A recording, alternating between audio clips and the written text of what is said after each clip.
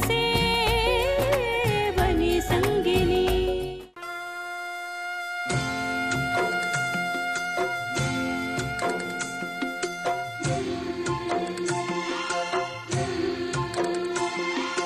बाबुल जो तुमने सिखाया, जो तुमसे पाया, सजन घर ले चली।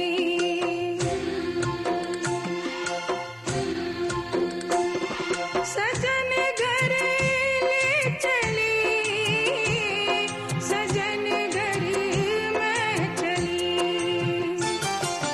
यादों के लेकर साए चली घर पर आए तुम्हारी लाडली।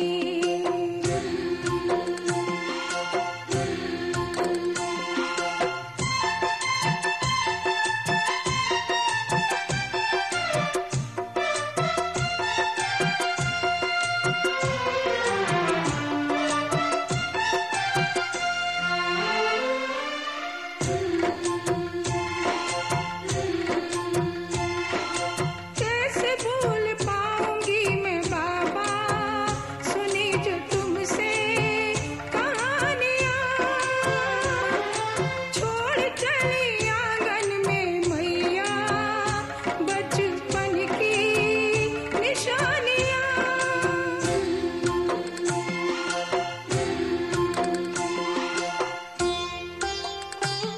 आज तुम एक नई दुनिया में जा रही है, एक नई जिंदगी की शुरुआत होने वाली है तेरी। इसलिए तेरा बीता हुआ कल, उस कल की वो सारी बातें जो तेरे आने वाले कल पे असर डाल सकती है, उन सबको यही छोड़ दे और हंसी खुशी अपनी नई जिंदगी की शुरुआत कर। वक्त सारे घाव को भर देता है।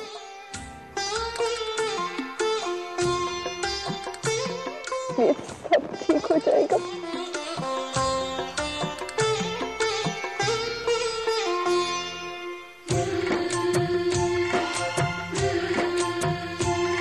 सजन घर में चली, सजन घर में चली।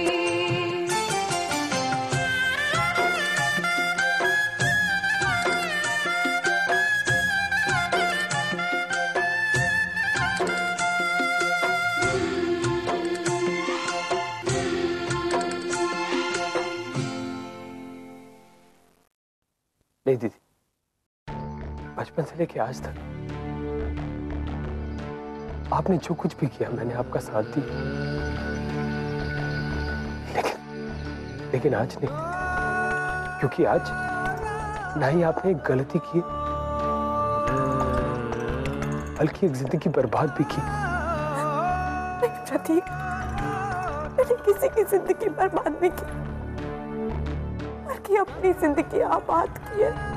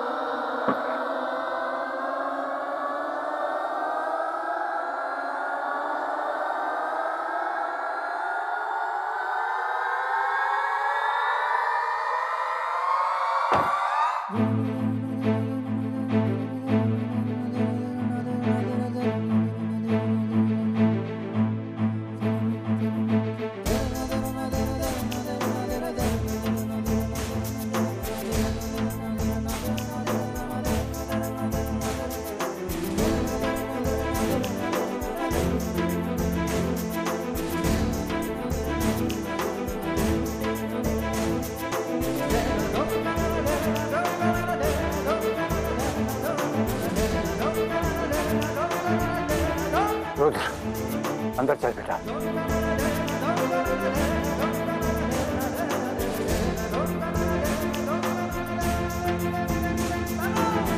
रुद्र, अंदर चल बेटा।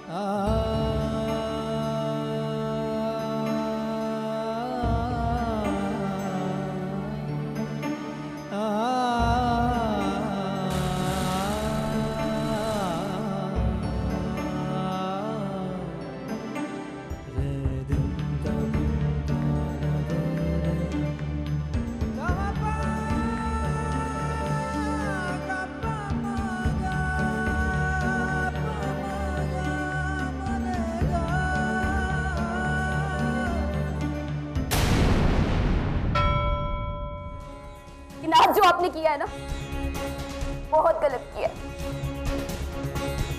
मैं हमेशा मानती थी कि आप सच्चे लोगों की मदद करते हैं, उन्हें उनकी मंजिल तक पहुंचाते हैं। लेकिन आज तो आपने एक सच्चे प्यार करने वाले को हमेशा के लिए हरा दिया।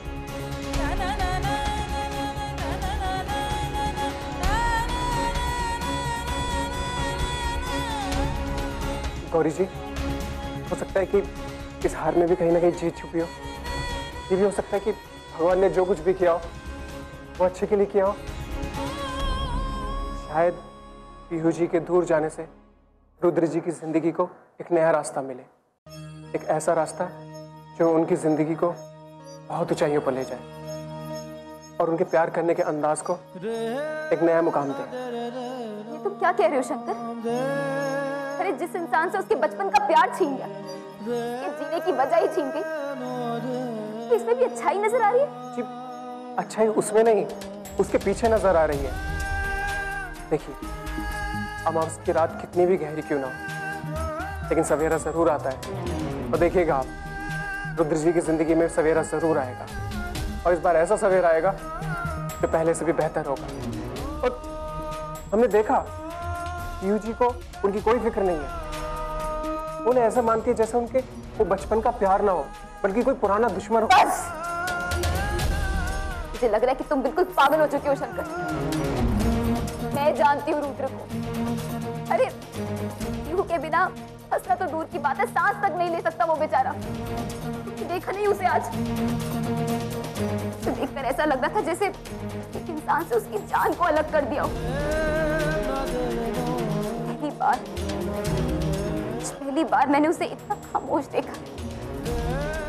अरे पूरी दुनिया को अपने सर पर उठा लेने वाला इंसान आज एकदम से सुन गया। और उसकी इस हालत में उसके पास तक नहीं रहने दिया मुझे राजरानी जी ने। ये बुरी दोस्त हूं मैं।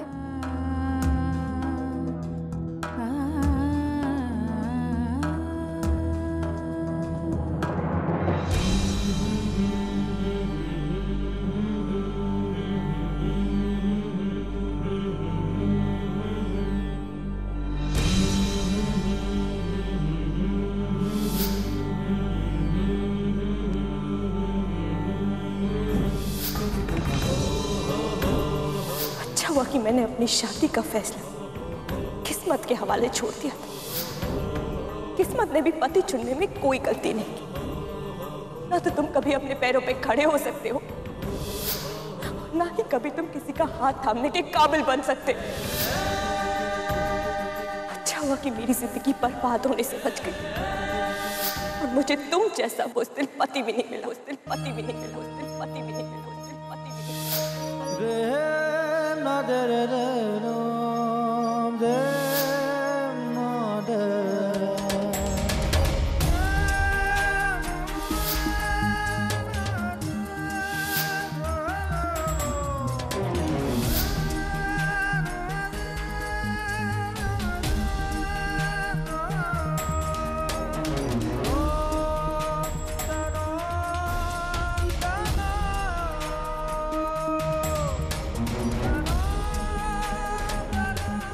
पाँच साल हो गए मेरी शादी को, लेकिन आज पहली बार मैं देवर जी को इस हाल में देख रही हूँ।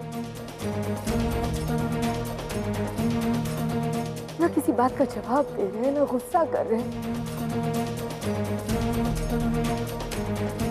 किसी पुतले की तरह खड़े बस। दादाजी, तुम्हें जल्द से जल्द इनकी इस चुप्पी को तोड़ना होगा, वरना इस सदमे से इनकी तबीयत बहुत बिगड़ सकती है।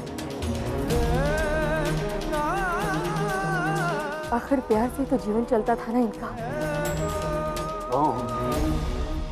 कि जो ऊपर वाला है ना, वो जो भी करता है बहुत सोच समझ के करता है। शायद इस बिगड़े हालात से ही इसकी एक नई जिंदगी की शुरुआत हो। अब ये हम पर है कि हम कितनी जल्दी उसके इशारे को समझकर इसे इस सदमे से बाहर निकालकर कोई जिंदगी की नई राह पे चला सके। और ये जरूरी तो नहीं कि जिंदगी में प्यार सिर्फ एक बार ही हो। दोबारा भी हो सकता है। रुद्र को ठीक करना कि तू मुझ पे छोड़ दे। अब करने के वाले हैं दादाजी? ये तो तुझे सही वक्त आने पे पता चलेगा। फिलहाल तो ये राज है, तू चिंता मत कर। मैं इसके लिए वही करूंगा जो इसकी जिंदगी के लिए सबसे अच्छा होगा।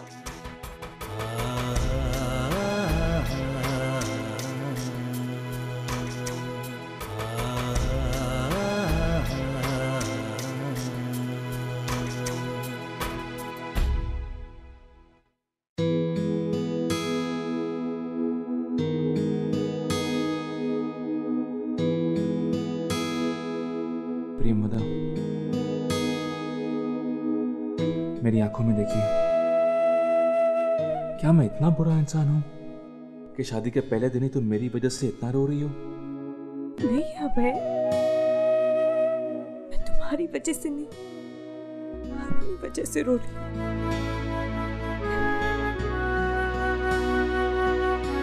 मैं तुमसे कुछ कहना चाहती हूँ। प्रियमदा, कहो ना, मैं आपकी हर बात सुनना चाहता हूँ। मैं तुमसे कहना चाहती हूँ, I'm really very sorry। मेरी वजह से तुम्हें इतनी तकलीफ हुई, इतना सब कुछ सहना पड़ा। तुमने मुझसे प्यार किया, एक बार शादी टूटने के बाद एक और मौका भी दिया, लेकिन मैंने क्या किया? मैंने अपनी जिंदगी का फैसला किस्मत के हवाले छोड़ दिया। मुझसे बहुत बड़ी गलती हो गई। I'm really very sorry। नहीं प्रियमदा, आपने बिल्कुल ठीक किया। ये तो अच्छा ही हुआ ना कि किस्मत के फैसले से हम मिल तो गए। नहीं प्रियमदा, अभय। बस आज के बाद हम आपके बीते हुए कल के बारे में कोई बात नहीं करेंगे।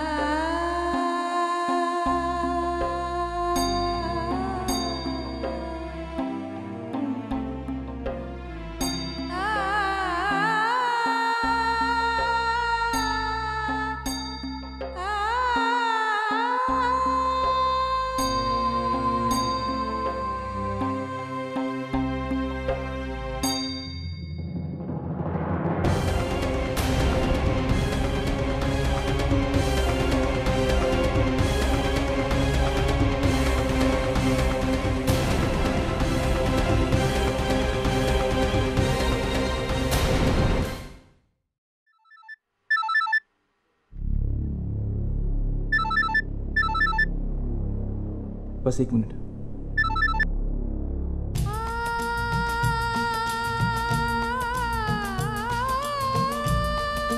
तुम यहाँ क्या कर रही हो? मुझे अपने बीते हुए कर्म या उससे किसी भी जुड़ी हुई चीज से कोई मतलब नहीं है। चली जाओ यहाँ से। चली जाऊंगी पीहू जी, बस इतना बता दीजिए पीहू जी, आपने रुद्र के साथ ऐसा क्यों किया? मैंने जो किया उसकी जिम्मेदार सिर्फ और सिर्फ तुम हो। मैंने तुमको कहा कि रुद्र को वक्त पर मंदिर पर ले आना, लेकिन तुम नहीं लाई। तो तुम मुझे क्यों ब्लेम कर रही हो इसमें? सच्ची दोस्ती का नाटक करना और उसे निभाने में बहुत फर्क होता है।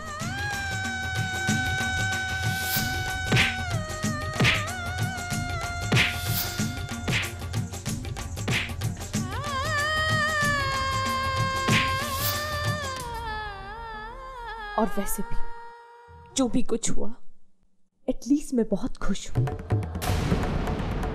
कि रुद्र अब ऐसे पहले नहीं पहुंच सका मंडप में। नहीं तो मुझे एक बुज़दिल इंसान के साथ शादी करनी पड़ती।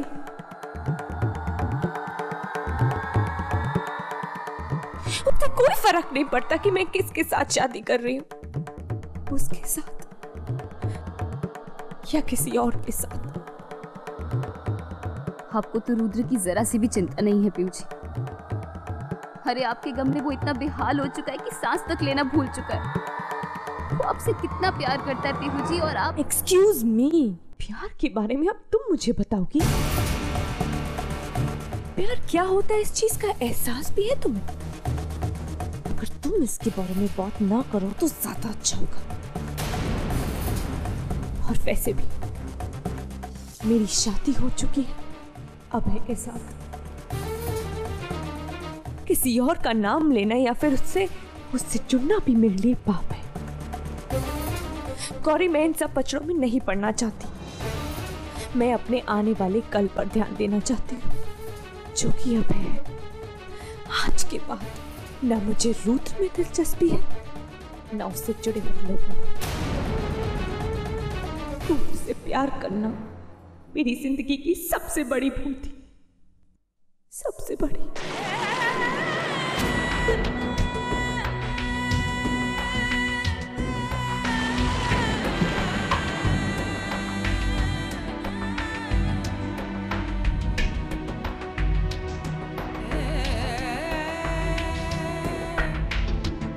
रुद्र आपसे कितना प्यार करता है पीहू जी, लेकिन आज मुझे इस बात का एहसास हुआ कि आप सिर्फ अपने आप से प्यार करती हैं और किसी से नहीं।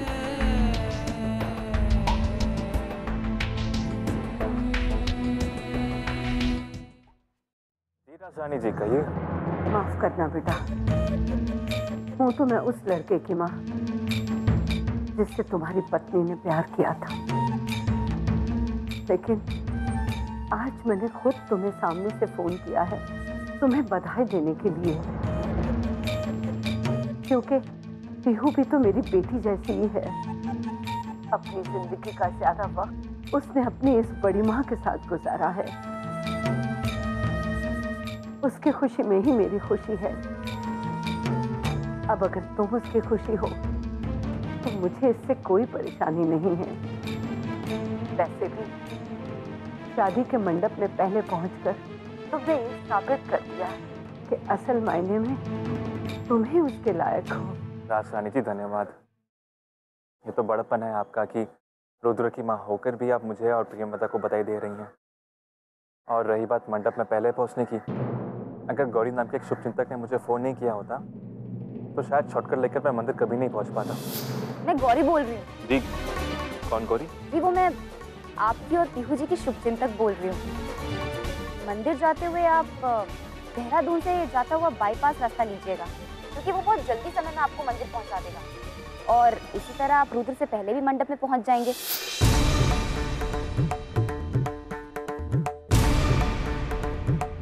गौरी ने? रुद्र की दोस्त गौरी ने? जी उस लड़की का नाम गौरी है? तो फिर पता नहीं क्यों उसने मुझे फोन करके नई शॉर्टकट के बारे में बताया जो हाल ही में खुला है। मुझे तो किसी ने फेक कॉल करके ये कहा कि आरएम हॉस्पिटल में कोई इमरजेंसी है, लेकिन वहां गया तो मालूम चला कि ऐसी कोई बात है ही नहीं। तब मुझे समझ में आया कि किसी ने मुझे बेवकूफ़ बनाने की कोशिश की है।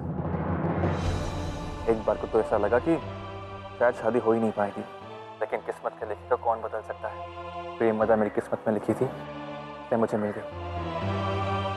हाँ, लेकिन इस बात का बहुत बड़ा श्रेय जाता है गौरी को। अब उसे मेरी तरफ से धन्यवाद कहिएगा।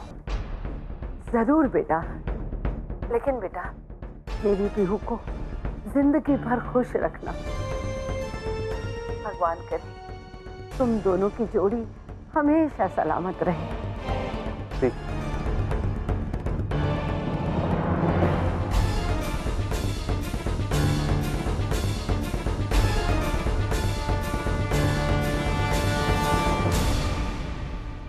अरे वाह, ये तो बहुत अच्छी खबर सुनाई अभय ने। अच्छा हुआ जो मैंने उसे फोन कर लिया, वरना इतनी अच्छी खबर मुझे कैसे मिलती। लेकिन मुझे इस राज को अपने पास तब तक दबा के रखना होगा जब तक इसे खोलने का सही वक्त नहीं आ जाता। इस राज को गौरी के खिलाफ इस्तेमाल करके मैं अपने बेटे से उस नौकरानी की दोस्ती हमेशा के लिए खत्म कर दूंगी। बहुत शौक था ना उसे एक माँ की ममता से पंगे लेने का। अब एक माँ ही साबित करेगी कि उसकी ममता दोस्ती के रिश्ते से कहीं ज्यादा श्रेष्ठ थी और रहेगी।